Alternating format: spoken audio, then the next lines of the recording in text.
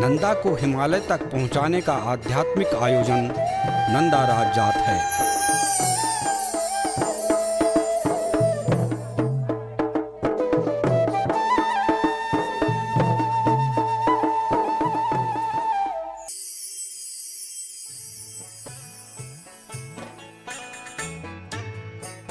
हिमालय युग युगांतर से भारतीयों के लिए आध्यात्मिक शरण स्थल एवं शांति प्रदाता रहा है।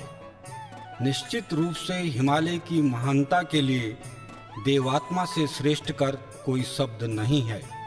हिम मंडित हिमालय की पर्वत श्रृंखलाएं जहां शिव की जटाएं हैं, तो वहीं हिमालय से निकलने वाली सरिताएं नंदा की अभिव्यक्ति हैं। शिव और नंदा का यह आध्यात्मिक स्वरूप ही सत्यम शिवम सुंदरम है। उत्तराखंड में नंदा आद्य शक्ति ही नहीं है, बल्कि ध्यान की तरह रची बसी पर्वतीय नारी की प्रतिमूर्ति है। हिमालय जिसे शिव का अप्रतिम मंदिर कहा जाता है, अनेक हिम शिखर जैसे नीलकंठ, केदारनाथ, त्रिशूल, शिवलिंग, केदारकांठा आदि ऐसे शिवमय बनाते हैं, तो दूसरी ओर नंदा के नाम के शिखर भी इनके बीच बीच में अवस्थित हैं। नंदा देवी, नंदा घूंटी, नंदा खाट जैसे नाम हिमालय को अर्धनारीश्वर होने का आभास दिलाते हैं। शंकर और नंदा एक दूसरे के पर्याय हैं। जहाँ शिव है वहाँ नंदा है। नंदा ही गंगा है और गंगा ही जीवन है, समृद्धि है। नंदा को हिमालय तक पहुँचाने का आध्यात्मिक आयोजन नंदा राज जात है, लेकिन वैज्ञानिक दृष्टिकोण से यह हिमालय के अस्तित्व के संरक्षण एवं स्थायित्व के लिए किया गया लोक संकल्प है। नंदा राज जात आयोजन की परंपरा बहुत पुरानी है। अनेक कथाएं, किंवदंतियां तथा आध्यात्मिक प्रसंग इससे जुड़े हुए हैं, लेकिन आध्यात्मिक विज्ञान एवं यथार्थ के दृष्टिकोण से देखें और चिंतन करें तो तेरा तुझको अर्पण का भाव ही नंदा राज जात है। हिमवंत तथा मैनावती की लाडली पुत्री नंदा शिव से ब्याहने के बाद कैलाश में इतनी रम गई कि मैनावती के अनेकों आग्रह के बाद भी वह मायके नहीं आई। तो मैनावती नंदा की इस हठ धर्मिता पर क्रोधित हुई और नंदा को जल रूप में रहने का श्राप दे डाला। नंदा जल रूप बनकर विष्णु के चरणों में पहुंची। भगवान विष्णु को यह अच्छा नहीं लगा। उन्होंने ब्रह्मा से अनुरोध किया कि नंदा को अपने कमंडल में स्थान दे। अब नंदा ब्रह्मा के कमंडल में जल रूप में रहने लगी। उधर शिव नंदा को पुनः प्राप्त करने के लिए युक्ति सोचने लगे। उन्होंने राजा भगीरथ को उनके 60,000 पुरखों को शाप से मुक्ति दिलाने हेतु आंतरिक भाव जगाकर प्रेरित किया, जिस कारण भगीरथ हिमालय में आकर गंगा प्राप्ति हेतु तपस्या करने लगे। नंदा गंगा के रूप में कमंडल में विराजमान थी। ब्रह्मा जी ने भगीरथ की तपस्या से खुश होकर नंदा को मुक्त करने का वचन दे दिया, लेकिन नंदा के प्रचंड वेग को भूलोक पर थामेगा कौन? उन्होंने भगीरथ को इस कार्य हेतु शिव की तपस्या करने का सुझाव दिया। भगीरथ की घोर तपस्या पर खुश होकर भगवान शंकर ने गंगा को अपनी जटाजूट में संभालकर नंदा को अपने में आत्मसात कर लिया। भगीरथ की प्रार्थना पर भगवान शिव ने दाहिनी ओर की एक लट खोलकर जलधारा मुक्त कर दी, जो भगीरथ के पीछे चलने लगी। गंगा की यह मोक्षदायिनी धारा भगीरथी कहलाई। शिव और नंदा के संयुक्त लट से एक धारा पश्चिम की ओर मुक्त हुई, जो महेश और नंदा के संयुक्त नाम से तेज युक्त महाशक्ति मंदाकिनी कहलाई। बाईं ओर की अलकाओं से स्वयं नंदा शिव की अर्धांगिनी के रूप में मुक्त हुई, जो अलकनंदा कहलाई। माँ मैनावती की शाप से मुक्त होने के लिए यह धारा नंदाक अर्थात मायके क्षेत्र की ओर बहने लगी। समृद्धिदायिनी यह धारा लोक कल्याण के भाव से अवतरित हुई थी। सतोपंथ से सत्य का भाव लेकर माणा में सरस्वती को साथ लेकर तथा बद्रीनाथ में भगवान विष्णु के पादों को छूकर लौकिक कल्याण के लिए आगे बढ़ी। 4 प्रयागों में अपने मायके नंदा क्षेत्र के जल को ग्रहण कर अंतिम प्रयाग में मोक्षदायिनी धारा से मिलने पहुंची।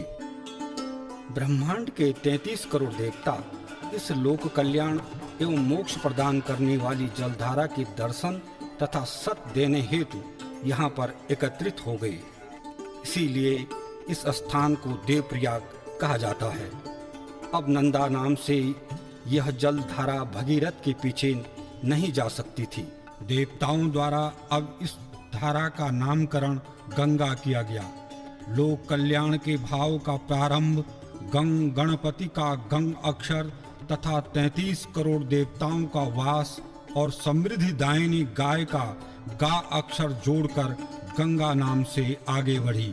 भूलोक को समृद्धि प्रदान कर जब गंगा क्षीर सागर पहुंची तो उसे मैनावती का दिया हुआ शाप और हिमालय में अकेले तपस्यारत भगवान शिव की याद आ गई। वह बादलों का रूप धारण कर हिमालय की ओर चल दी। हिमालय से पहले उत्तराखंड अर्थात उसके मायके पहुंचकर वह बादलों के रूप में बरसकर जल रूप से मुक्त हुई तथा मायके की धरती में समा गई। नंदा को पाकर मायके की धरती हरी भरी होने लगी। 12 प्रकार के अनाज खेतों में लहलहाने लगी। फल फूलों से पेड़ लद गए। गाय ब्याहने लगी। घी दूध की गंगा बहने लगी। चारों ओर समृद्धि और सुख शांति से परिपूर्ण यहाँ का जनमानस नंदा के गीत गाने लगा। मांगल गीतों से नंदा का स्वागत होने लगा। नंदा अब अधिक दिन मायके में नहीं रह सकती है। हिमालय में तपस्यारत शिव उसकी प्रतीक्षा कर रहे हैं। अब नंदा तुझे कैलाश जाना ही होगा। आद्य शक्ति मां नंदा को हिमालय तक पहुंचाने का धार्मिक अनुष्ठान ही नंदा जात है। बाद में राजाओं के द्वारा भी इस यात्रा का आयोजन किया जाने लगा। तब इसे नंदा राजजात कहा जाने लगा। वैज्ञानिक दृष्टिकोण से देखें तो प्रकृति में जल चक्र की महत्ता, हिमालय का अस्तित्व, जैव विविधता, संतुलित पर्यावरण के लिए आवश्यक है। उत्तराखंड में नंदा राजजात का आध्यात्मिक एवं धार्मिक अनुष्ठान इसे रेखांकित करता है।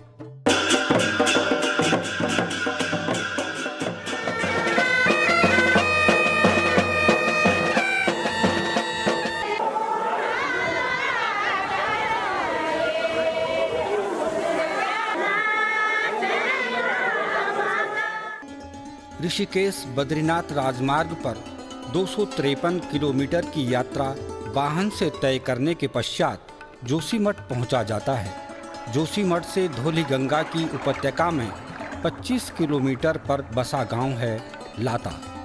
जनपद चमोली के मल्ला पैनखंडा की नीति घाटी की सुरम्य प्राकृतिक परिवेश से आवृत इस गांव में नंदा देवी का सिद्धपीठ मंदिर है। प्राचीन काल में यह क्षेत्र कार्तिकेयपुर राज्य के नाम से जाना जाता था। कत्यूरियों ने अपनी इष्ट देवी मां नंदा का मंदिर लाता गांव में स्थापित किया था। यह मंदिर उत्तराखंड के समस्त नंदा मंदिरों में स्थापत्य कला का बेजोड़ नमूना है। स्थानीय जानकारों के अनुसार वर्ष 1925 में आयोजित नंदा राजजात में नंदा की डोली के साथ पैनखंडा क्षेत्र के लोग सम्मिलित हुए थे। वर्ष 2014 में श्री नंदा देवी राजजात को कुंभ स्तर पर मनाने का निर्णय लिया गया। राजजात समिति ने उत्तराखंड के समस्त नंदा धामों से श्री नंदा देवी की डोलियों व छतुरियों को राजजात में सम्मिलित कराने का न्योता दिया। नंदा के इस प्राचीन धाम लाता में भी लोगों को अपनी नंदा देवी को कैलाश भेजने की उत्सुकता दिखाई दे रही है, लेकिन इसके लिए भूमियाल, सजे दाणु तथा नंदा देवी की अनुमति लेना आवश्यक है। सजे दाणु तथा नंदा के पशवा राजजात में सम्मिलित होने का वचन दे देते हैं। फिर क्या, भक्तों में नंदा का प्रसाद वितरित किया जाता है। तैयारियां शुरू हो जाती हैं। मंदिर सजाया जाता है। महिलाएं नंदा की मांगल गीत गा रही हैं। मंदिर के प्रांगण में महिला पुरुष छोटे बड़े सब चांचड़ी, चौफला, झुमेला, लोक नृत्य और गीतों पर झूमने लगे हैं।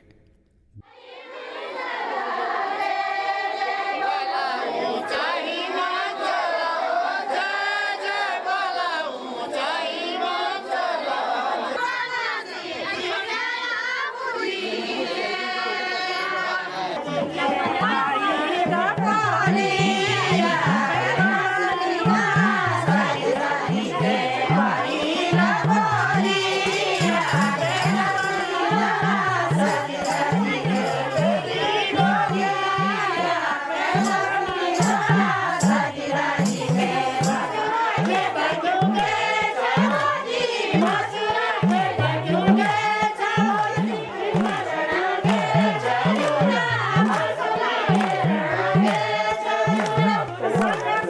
लगा